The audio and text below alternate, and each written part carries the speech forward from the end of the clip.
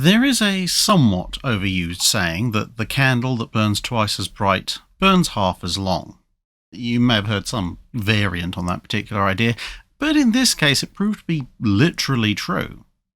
So today we're going to start taking a look at the menace of U-boats and sometimes stand in for a good bottle of whiskey, Captain Frederick John Walker, Royal Navy, CB, DSO, and 3 bars, also known as Johnnie Walker. He was born in the last years of the Victorian period, on the 3rd of June 1896, and seems to have determined to make the Royal Navy his career from a relatively early age, perhaps unsurprising since his father was also a Royal Navy captain. Although, on the other hand, he was characterised as somewhat overly sensitive in his very earliest years. But a little over a week after turning 13, he entered the Royal Navy College at Dartmouth, 2 years behind the future Admiral of the Fleet, Sir Philip Vian, where he did exceptionally well, coming top of his class and receiving the King's Medal, which was awarded to particularly exceptional students. A brief stint in a training cruiser followed, where he showed his academic abilities were matched by a natural leadership, soon becoming the cadet captain, a position which he was able to back up informally, if needed, thanks to his prowess as a boxer and rugby player. In June 1914, he was posted to the super dreadnought HMS Ajax, where he saw out the first half of World War I, missing out on participation in the Battle of Jutland because at the start of 1916 he was promoted and reassigned to the tiny HMS Mermaid, an older destroyer that only displaced around 400 tons if it was fully loaded, and which carried a mere 2 18-inch torpedoes, a single 12-pounder or 3-inch gun, and 5 6-pounders, little 57mm units. For all the fact that she was hopelessly outclassed by modern fleet destroyers, the Mermaid was still actually a few months younger than the now Sub-Lieutenant Walker, having been laid down in September 1896, and had only been in commission for 17 years at the point that he joined her.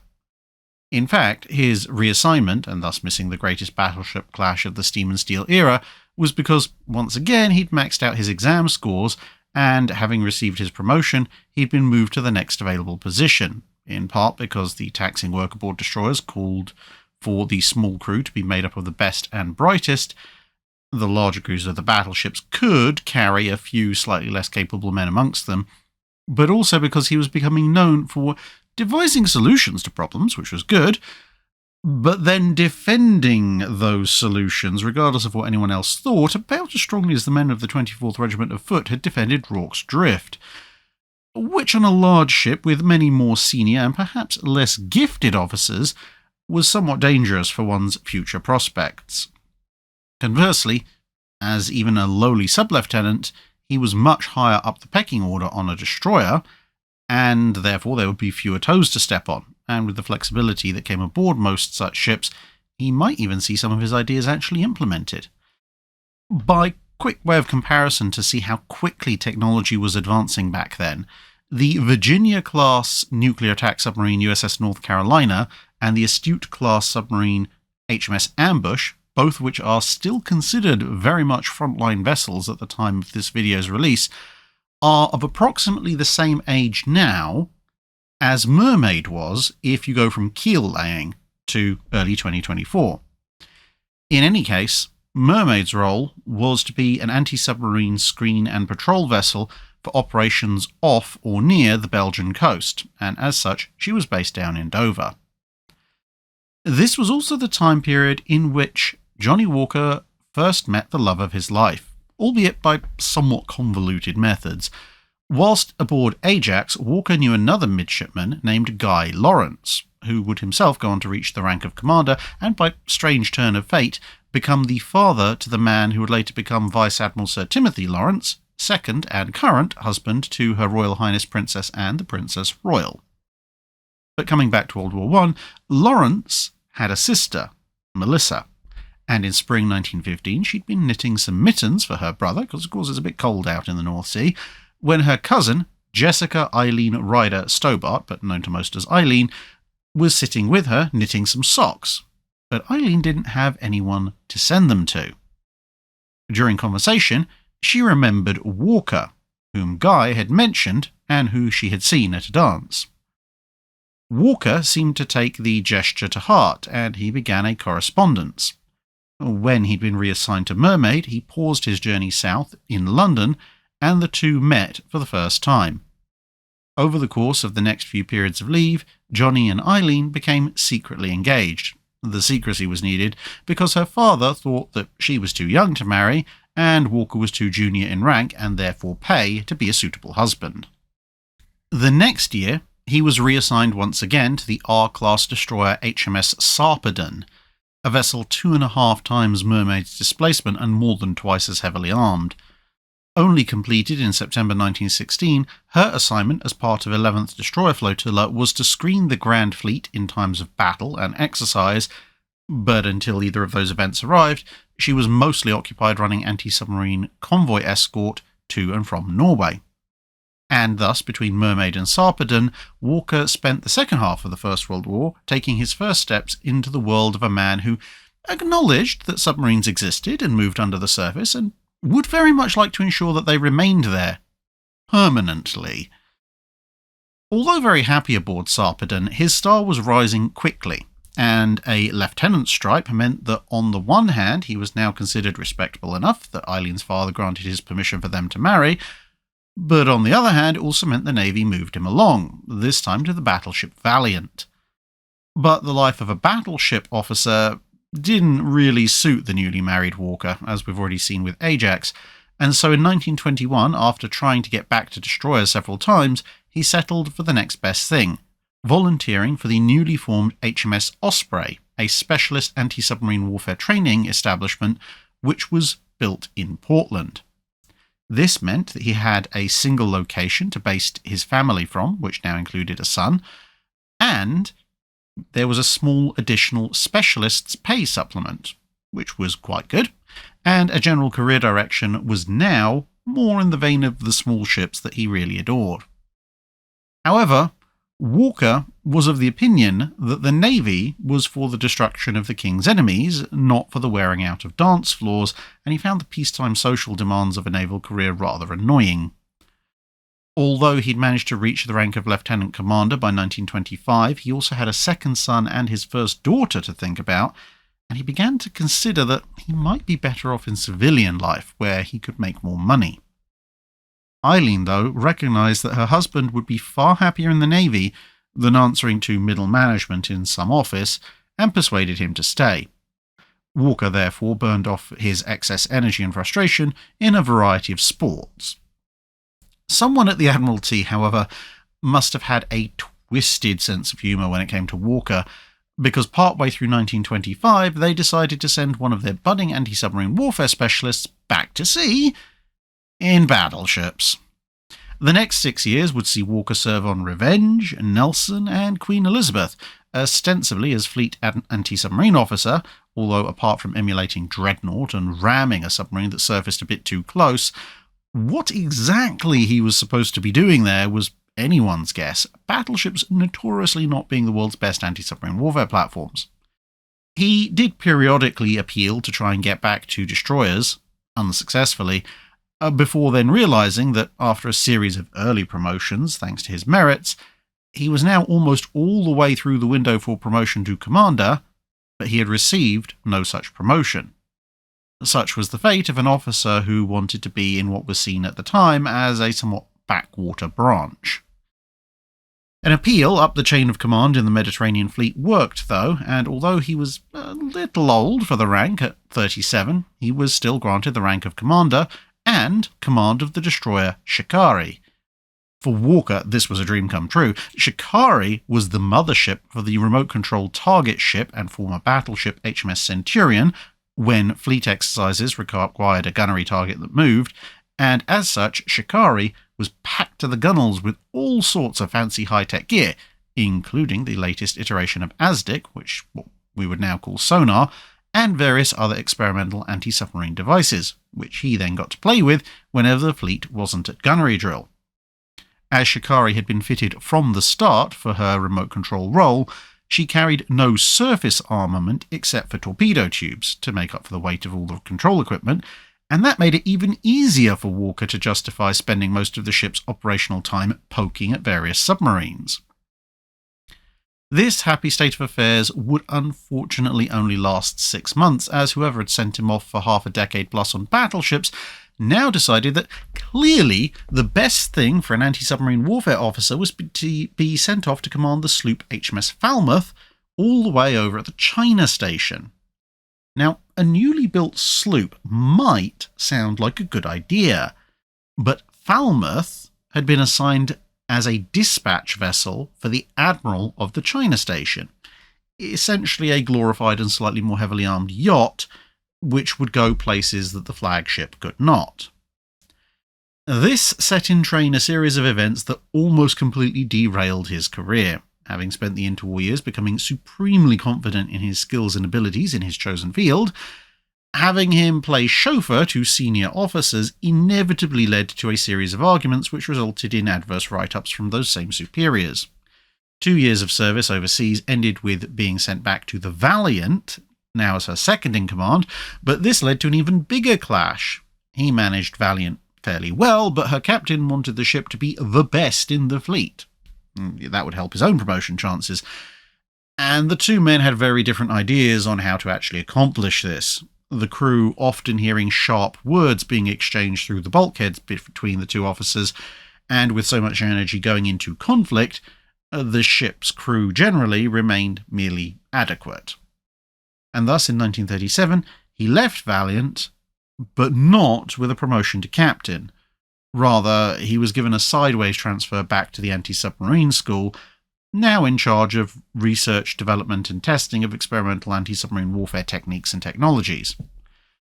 To be fair, although it seemed that his career upwards through the Navy was thwarted, he was at least now at home, able to return to his family each evening, and he could play around with the very latest ideas in the field that he loved at a time when it was becoming increasingly clear that those skills might be needed in the near future.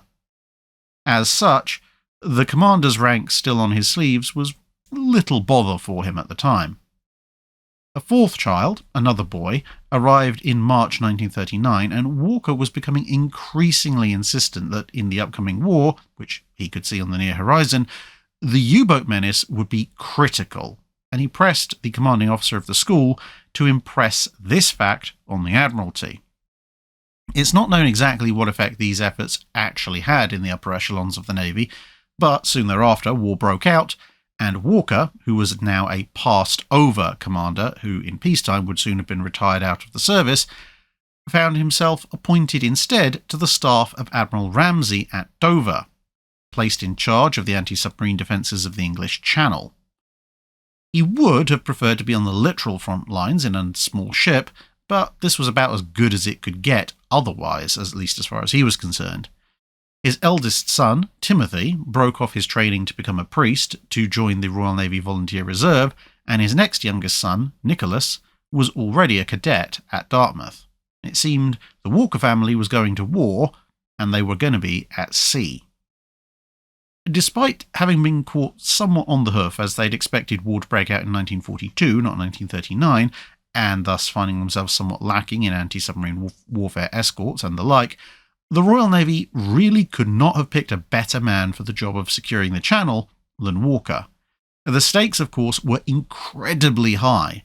The entire British Expeditionary Force needed to be transported over to France, after which their supplies, reinforcements, and then men coming back on leave the other way, as well as casualties returning to the UK, and all sorts of other shipments, would need to be ferried across a stretch of water that made a painfully obvious target for the U-boats. Thanks in large part to Walker's plans, this whole transportation procedure was accomplished without loss to the transports, at least from submarine attack. As the war rolled on, the next task for Walker was inevitably securing the evacuation of the British Expeditionary Force. Others would manage the transports, the air cover, and the action on the beaches themselves. He, once more, had to keep the U-boats away, which he once again managed to accomplish, followed by organising the Auxiliary Patrol, a system of around 1,000 small craft who were pressed into service to keep an eye on the close-in coastlines of the southern UK, primarily to act as a bit of a tripwire warning just in case of a German invasion force setting sail. The frustrated U-boats were forced to sail instead for the Atlantic, mostly going around the Orkneys, where they found the concentration of efforts in the Channel had unfortunately robbed the convoys of much of what little escort forces the Royal Navy could spare, and by summer 1940, losses in the Atlantic were spiralling upwards at a frankly terrifying rate. Walker, seeing the Channel settling into the pattern it would follow for the next few years, and hearing about the situation in the Atlantic, appealed to his former boss at the Anti-Submarine Warfare School, and to Admiral Ramsay, to get him moved over to take the fight to the U-boats at sea. His work at Dover had been superb, netting him a mention in dispatches and undoing much of the damage the late 1930s had done to his service reputation.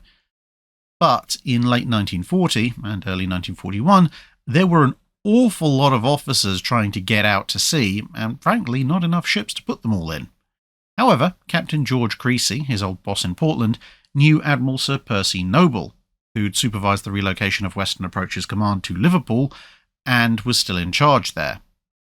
Creasy sent a brief letter detailing Walker's qualifications, and in September 1941, Walker received orders to report to the Commander-in-Chief Western Approaches in Liverpool, there to take command of the recently repaired Bittern-class sloop HMS Stork, assigned as flagship to the 36th Escort Group, which was composed of the sloops Stork and Deptford, along with the corvettes Convolvulus, and yes, apparently that is a word, Gardenia, Marigold, Penstemon, on which a young man who later actually became a very close family friend of mine would also soon be sailing, Samphire, and Vetch, joined at the very last minute by the Rhododendron.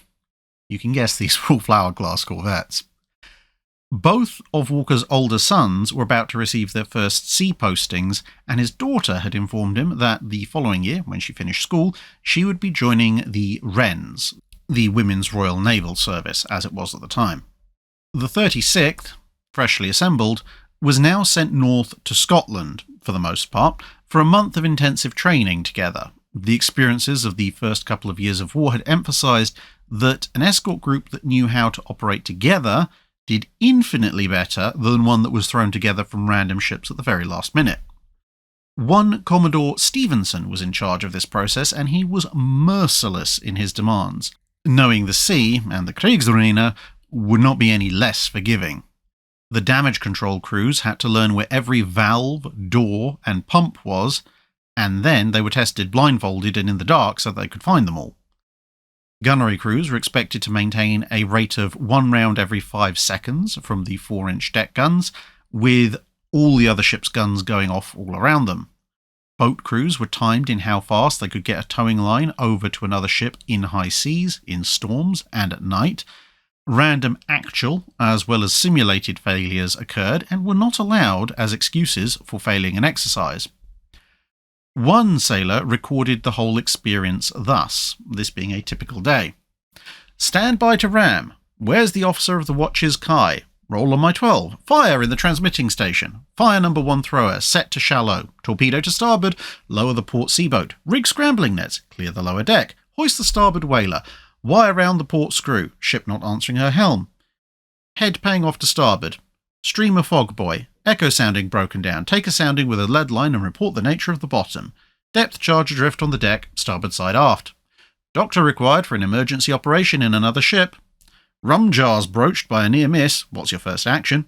Periscope to starboard. How far? 30 yards. Open fire. 5 rounds, bearing green 50. Starboard bridge Orlican jammed.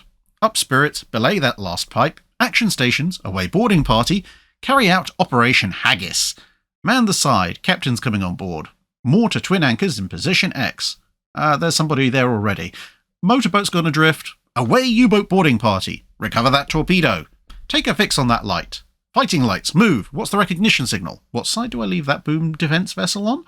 Man overboard. Submarine Echo bearing 065, range 700 yards. Launch 2 Carly floats.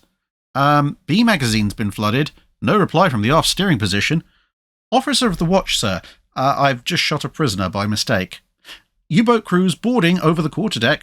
Officer of the day, there's a large drunken 3-badged able seaman about to hit you. The captain's car has just arrived alongside. Where's the quartermaster? In the captain's bath. Helm's jammed to port. She's broaching. What's our longitude? Sorry, the chronometer wasn't wound up. Where's ordinary seaman Byrne? Oh, he's fallen down the funnel, sir. Get him out. Board that merchant ship. Recover the seaboat. It's holed up on the rocks up the river. Weigh anchor by hand, then. Rig a jury wireless mast. Signal log gone over the side. Prepare gear and take on 50 tons of oil fuel and 30 depth charges from that tanker. And when you've done that lot, and you're about to climb into your hammock, get out and do it again, but this time faster. You heard the pipe. Fall in. Yeah, that's a heck of a day. Walker's ship was the only one who didn't head north, simply because he refused to delegate the training of his men to anyone else, and if anything, he was an even stricter taskmaster than Stevenson, although he also wasn't afraid to get stuck in where needed. The initial training complete, the 36th headed out to sea and Walker ran them through some basic group formation exercises with an emphasis on initiative amongst the other ships, with short, sharp and to-the-point signalling. He told them that he would rather they charge down a U-boat and then had to explain why they'd broken station along the way, as opposed to sending in a request for permission to leave the formation first and then waiting for a reply, during which time the enemy submarine might escape. By the end of November 1941, everyone had agreed that the 36th was ready, and it was assigned to a Liverpool to Gibraltar convoy, which sailed out into the teeth of ferocious winter gales. As they headed into the Atlantic, each ship's captain reviewed Walker's escort group operational instructions. 1. The object of the group, while on escort duty, is to ensure the safe and timely arrival of the convoy concerned. It is not possible, with the ships available, to dispose of the group in such a way as to protect the convoy completely from enemy attacks. These must be accepted, and doubtless some losses. The only practicable course of action is to ensure that any enemy craft, either surface or air, which do attack, are destroyed. 2. The particular aim of the group, therefore, is to be taken as the destruction of any enemy which attacks the convoy. U-boats are the chief menace to our convoys. I cannot emphasize too strongly that a U-boat sighted or otherwise detected is immediately to be attacked continuously without further orders, with guns, depth charges, and or ram until she has been destroyed or until further orders are received. 3. I wish to impress on all officers that, although I shall naturally take charge of the majority of operations, I consider it essential for themselves to act instantly without waiting for orders in situations of which I may be unaware or imperfectly informed. 4. It should seldom, if ever, be necessary to conclude a signalled report with the words "request instructions." Action should be signalled as proposed or intended by the men on the spot, and the senior officer can always say if he doesn't like it. 5. No officer will ever be blamed by me for getting on with the job in hand. They also had in hand a plan which Walker had drafted up in between various exercises and had gotten Admiral Noble to sign off on. He dubbed it Operation Buttercup, and aimed to address the problem of U-boats attacking at night, where high seas and the low profile of the subs, plus the presence of the convoy ships, could make the radar of the time only occasionally reliable for spotting contacts. Walker's solution was to load up not just on depth charges, but also on star shell, signal rockets, flare guns, searchlights, and every other bright burning object he could find. If a U-boat was detected by any means, then the area was to be immediately plastered in burning phosphorus and magnesium in such quantities that one might be forgiven for thinking a second sun had risen, turning night into day, and thus robbing the submarine of its cover. So impressed was Noble that the plan was actually being sent out to all other escort groups at the same time. The run to Gibraltar turned out to be a little bit of an anticlimax in the end, with the vicious storms preventing any submarines that were on the route from making contact. Instead, it afforded Walker a chance to further exercise his ships. A brief period in Gibraltar saw attempts to hunt the U-boats who were passing through the straits into the Mediterranean, but thanks to the unusual thermal and current layers in that particular area, this effort proved to be a little bit beyond 1941 technology, and so on December 14th, the group was instead assigned to convoy HG-76, sailing from Gibraltar to Liverpool. Walker was told that thanks to a combination of Wolfpacks and FW-200 Condors, the enemy has been cutting the Gibraltar convoys to shreds. This is an important convoy, and you will be reinforced with ships of the Gibraltar Command. You must arrive as intact as possible. The result was the destroyers Blankney, Stanley, and Exmoor, as well as the escort carrier HMS Audacity being added to the escort formation. At a meeting of his group's officers, Walker proposed a toast for the 36th Group and the total destruction of the enemy. This was to be unknowingly prophetic. Circumstances were conspiring to make HG-76 one of the major convoy battles of the year, if not the war. Earlier in the year, Bletchley Park had finally managed to break the German naval Enigma ciphers. This had led over the summer to the rerouting of threatened Allied convoys in the Atlantic and the destruction of many German support ships at sea, which had curtailed the operations of German U-boats far from home which relied on these ships, and the increasing efficiency of the Atlantic convoys in both evading and countering U-boat attacks had led to a diminution of losses. By the end of 1941, therefore, many U-boats were instead converging on the Mediterranean and on the Gibraltar convoy routes, the latter where rerouting was somewhat more constrained, and agents on the Spanish side of Gibraltar Harbour could easily report the sailings of various convoys to the minute. The escort carrier Audacity was relatively new in service and hadn't sailed this particular routing before. She was equipped with a half-dozen martlets, which was the Fleet Air Arm F4F Wildcat, whose main job was to destroy or drive off the Condors, with a secondary role of finding, marking, and if possible attacking any U-boats they found on the surface. In charge of her was Commander McKendrick, who was himself a former Swordfish pilot. Between the frustrations at the diminution of targets and the losses the U-boat arm had suffered in late 1941, the presence of the already infamous Audacity and the rich pickings offered by a 32-ship convoy, which was what was being escorted, meant that HG-76 was going to be something of a prime target. The 36th had swapped the corvette Gardenia for the corvette Fonquille, but its overall strength remained unchanged. Walker was in charge of the escorts, and he ordered the corvettes to form a tight line of defence around the columns of merchant shipping, whilst his sloops and destroyers fanned out at the limit of visibility as an outer screen. Walker also ordered these ships to zigzag and weave about at random so as to deny a shadowing submarine a precise course or speed for the convoy, which otherwise could be derived if the escorts just sailed in a straight line or had more consistent zigzag patterns.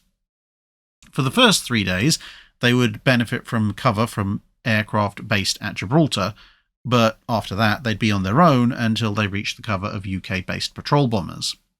The convoy sailed on the 14th, and later in the day, U-127 was spotted by a patrolling Sunderland.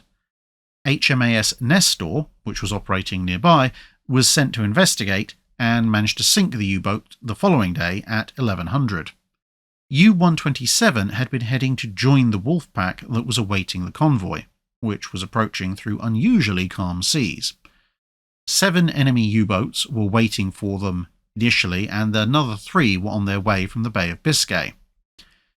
In the early hours of the 15th, a radar-equipped Swordfish spotted a U-boat scouting on the surface and attacked it with depth charges and flares. Stork and Rhododendron, seeing the light and the explosions, headed for the site at full speed, but by the time they arrived the sub had slipped away. But the air attack, followed by the ruthless pinging of the escorts, kept whoever it was running deep, and so the convoy sailed on in safety for the moment. HG-76 then passed beyond the range of Gibraltar's aircraft, and almost by clockwork soon thereafter, a Condor was spotted by the Stanley, confirming that the Germans knew where they were, and of course they would be signalling the position of their convoy to the Wolfpack. First contact with them came over the night of the 16th through 17th. U-131 spotted the convoy late in the afternoon of the 16th, and then dived to position herself ahead of the convoy and shadow it from there. However, her hydrophones weren't working, and by miscalculating the course and speed of the convoy, she actually serviced right in the middle of it, in the middle of the night. The first thing the periscope saw was the shadowy bow of a merchant ship bearing right down on them. The sub initiated an emergency dive to escape, and by the time she popped up again, she was now on the port beam of the convoy, and decided to shadow from there instead. Unaware of this drama, At dawn on the 17th, Walker ordered the Audacity to fly off a search to disrupt any submarine that might be doing, well, exactly what U-131 was actually doing, and at 09:18, one of the Martlets spotted U-131 on the surface. Stork, along with the Hunt-class destroyers Blankney and Exmoor, along with Stanley, which was an ex-US Navy four-stacker, all immediately headed that way at speed. These ships represented, of course, Walker himself and the three fastest ships in the escort formation. However, the slower corvette Pentstemon was physically closer at the start of the chase and had decided it was also going to head over there to see what she could do. Walker guessed that the sub, which dived when the Martlet was spotted, would follow standard German operating procedure and continue to parallel the convoy's course, just submerged, and so he set his fast ships on a search pattern along that vector. However, U-131 under Captain Baumann was canny and second-guessed that plan, instead braking towards the convoy and thus evading the search. But not for long. With the 36th having been drilled in independent thought, the U-boat instead, shortly thereafter, ran straight into Pentstemon, which was still valiantly trundling towards the original contact position. The corvette, using its ASDIC, summoned the Stanley, and the two launched a depth charge attack that caused enough damage to force U-131 to break off for repairs. With darkness falling, Walker worked to bring his fast ships back to the convoy when Stanley, at the far end of the patrol line, spotted something off to starboard. A Martlet was immediately summoned, and it confirmed the contact to be a U-boat. The fast ships now wheeled to close the 7 miles between them and the sub, and they could only watch as a brief gun duel between the Martlet and the U-boat ended in the submarine's favour, with the fighter crashing into the sea. However, the gunfire from the escorts soon began to get the range, and with 8 shell holes in the pressure hull, the sub, which was the unfortunate U-131 again, decided that enough was enough, and the crew abandoned ship and scuttled it. With night closing and high-frequency direction finding confirming that there was at least one U-boat somewhere ahead in the darkness, Stork and Stanley headed back to take up position, whilst Blankney and Exmoor lowered boats to recover survivors of U-131 before heading back themselves. All of the ships were back in position before sunset, and the convoy used the cover of night to make an emergency course change, which granted them 1 additional night of peace. Sub-Lieutenant Fletcher, the pilot of the Martlet, had been recovered from the vicinity of the wreckage as well, but it seemed that he had died on impact with the sea. Overnight, the Wolfpack, which was designated Seerauber, raced to reposition in light of the convoy's new course. 5 out of the 6 remaining subs made the interception: U-574, 575, 434, 107, and 108, with U-71, 567, and 751 still on their way south from the Bay of Biscay. The following morning, U-434 popped up off the convoy's port quarter, 10 miles out, intending to shadow the ships and attack that night. However, Stanley's lookout was exceptionally good at his job, and he spotted the sub. Stanley went to full speed, with Blakeney, Deptford, and Exmoor heading after her.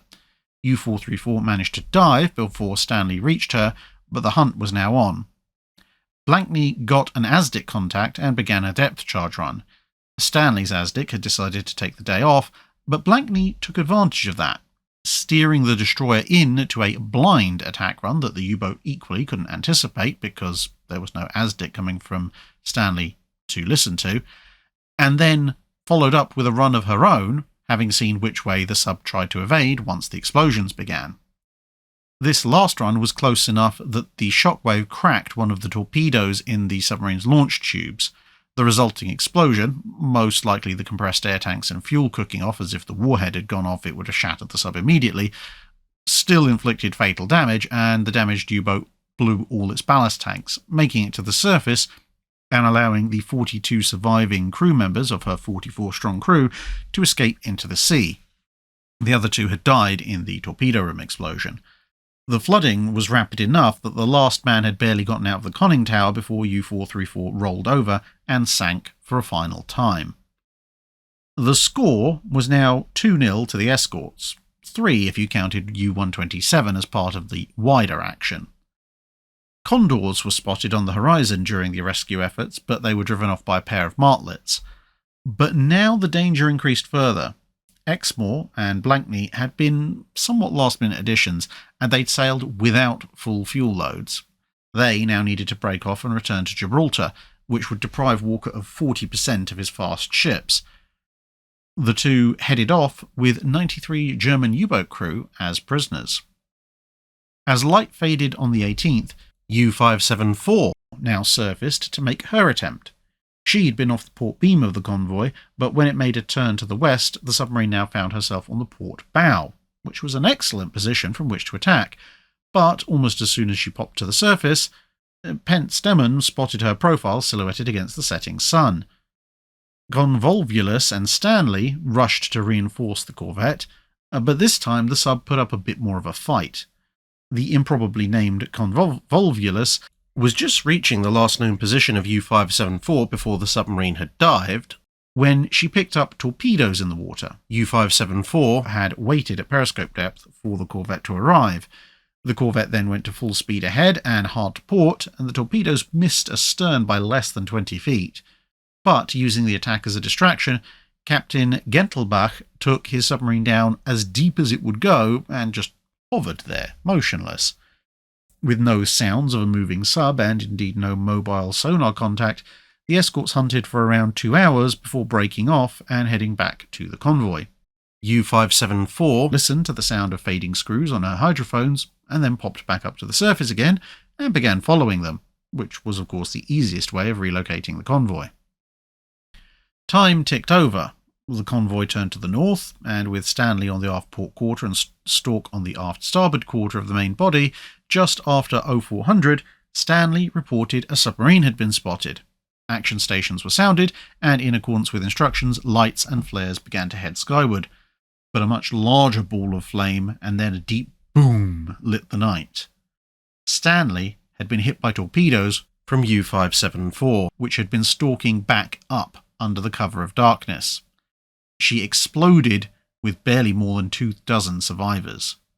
Stork swept over to the swiftly sinking wreck of Stanley, but could not afford to stop and help the men in the water immediately. That would invite the U-boat to just claim a second kill.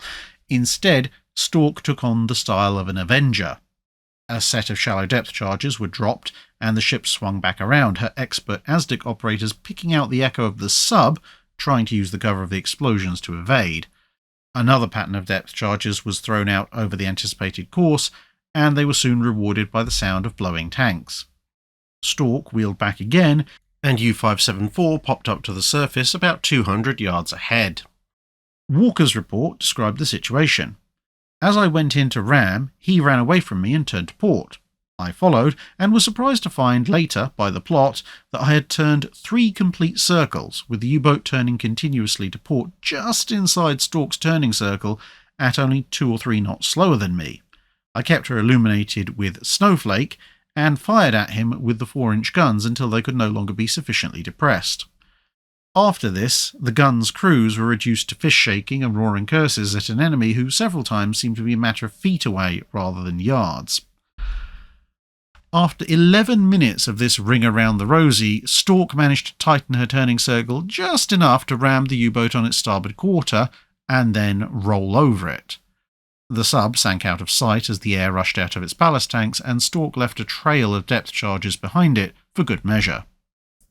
Stork and Samphire then set about lowering boats to pick up anybody who was left in the water, as well as the few survivors from Stanley. 18 men managed to make it off U-534 before she commenced her final dive. These operations were still proceeding when a flash of light and a radio report from up ahead informed them that the SS Rooking had been torpedoed at the port bow of the convoy formation.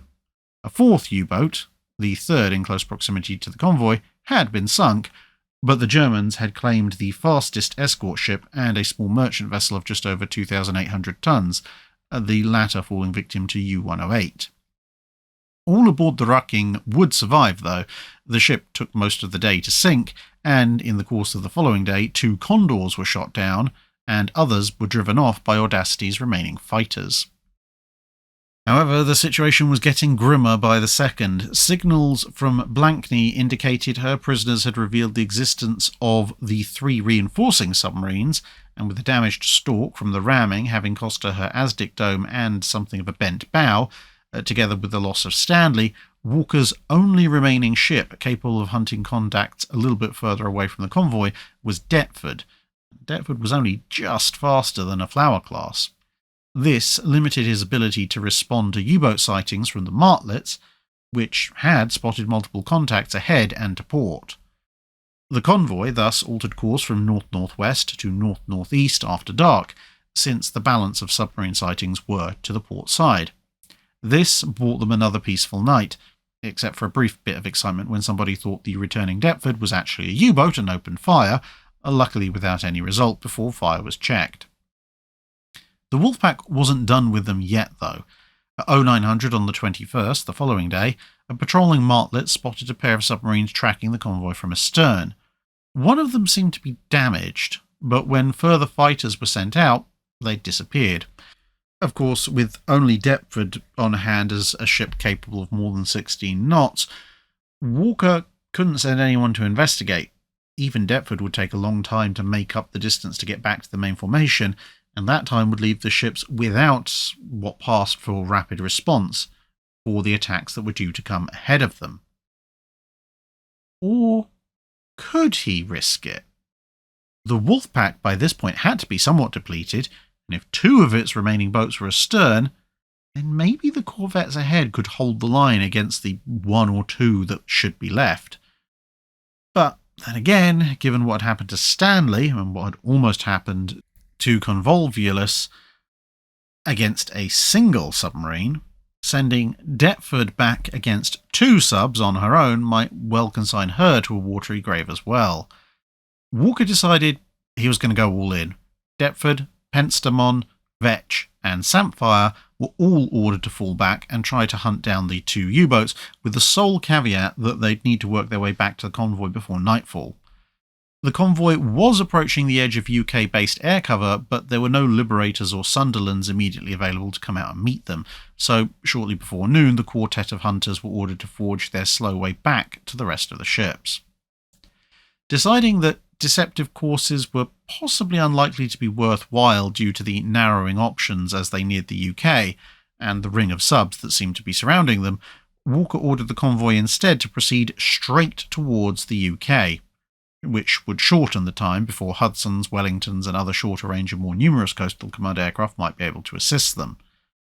Shortly after signalling this, and perhaps with the idea that the Germans might pick up that signal and assume that he would stay on that course, another U-boat was spotted dead ahead.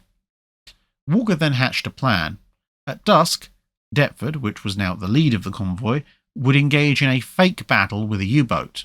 This noise and light would hopefully distract any submarines that were ahead of the convoy as it switched course from northeast to northwest for a time and then back, trying to dodge around a line of enemy submarines.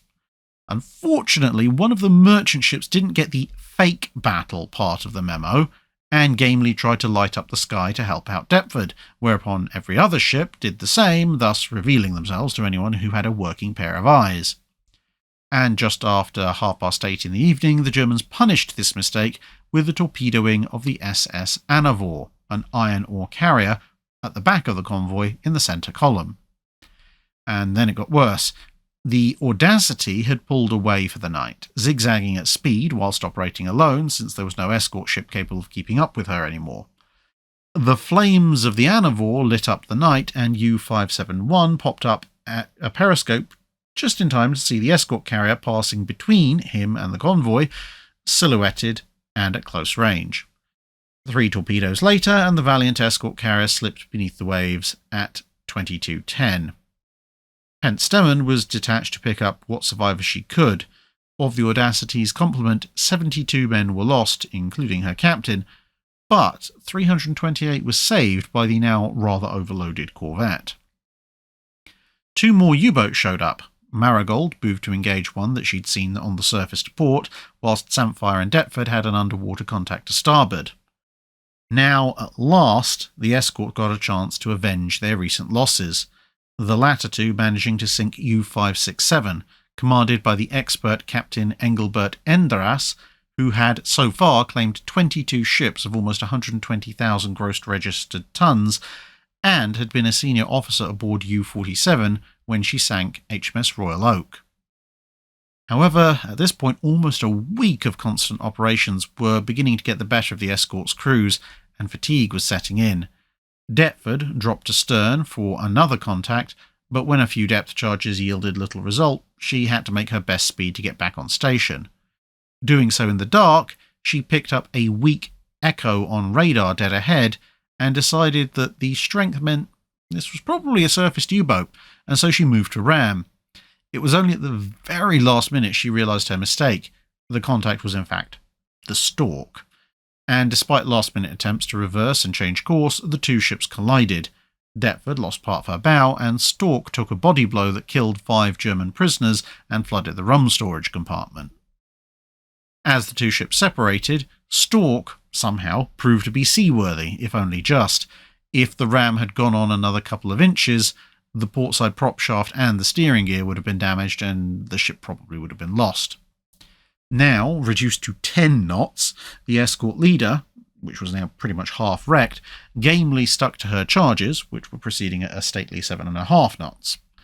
Deptford was down to 11 knots, and with the loss of the Audacity, the convoy had no remaining escorts that could do anything but fence with submarines at close range, and they of course had nothing to deal with the Condors, who probably showed up the next morning. One, which showed up just before lunch, spent the next 2 hours orbiting the convoy, well out of range of the 4-inch deck guns. Rather fed up, Walker yelled over to the signalman manning the ship's lights, "Yeoman, tell that damn aircraft to go around the other way." After a brief exchange of signals, the Condor pilot obligingly spun around 180 degrees and started circling in the opposite direction to his previous course. By mid-afternoon, 2 more U-boats had been detected ahead, but finally some relief came when the wallowing shape of a Coastal Command Liberator appeared in the skies. Seeing another aircraft in its weight class, the Condor decided to leave, and in the 2.5 hours that the converted bomber was orbiting, the submarines also seemed to see fit to remain below the surface.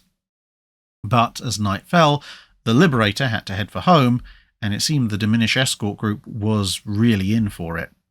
Walker resolved to try his previous diversion tactic again. The convoy would turn northwest, 2 ships would simulate a battle roughly where the convoy should be if it hadn't changed course, and then at midnight the convoy would turn back northeast. The tense night was backlit by the flares and explosions as Deptford and Fonquille put on their show. But nothing more came of the night. The evasion seems to have been successful, and the following morning more Coastal Command aircraft hove into view. It was finally over. Including U-127, the Kriegsmarine had lost 5 U-boats in their assault on HG-76, including 1 or 2 of their best crews. In exchange, they'd sunk less than 6,000 tons of merchant shipping in the form of 2 small freighters, plus of course the old destroyer Stanley and the rather more invaluable Audacity.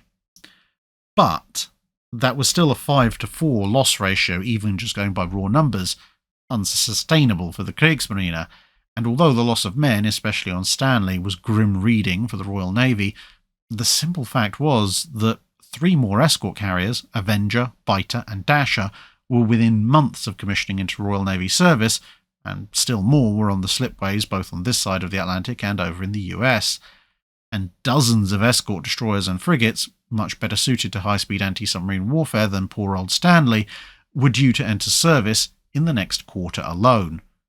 Meanwhile, even without accounting for the precious lost crews and expertise, the U-boats simply weren't being built in the numbers or at the speed to keep up with Allied escort production, and the vast majority of the convoy's badly needed supplies had managed to arrive.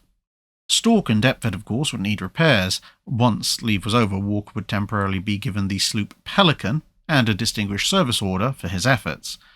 The 36th was soon back at sea with this diminished strength, heavy storms giving convoy CG-76 enough cover to reach Gibraltar without loss, and indeed without any encounter with U-boats, and a return run in February 1942 likewise saw no attacks, and the return of Stork to Walker's command.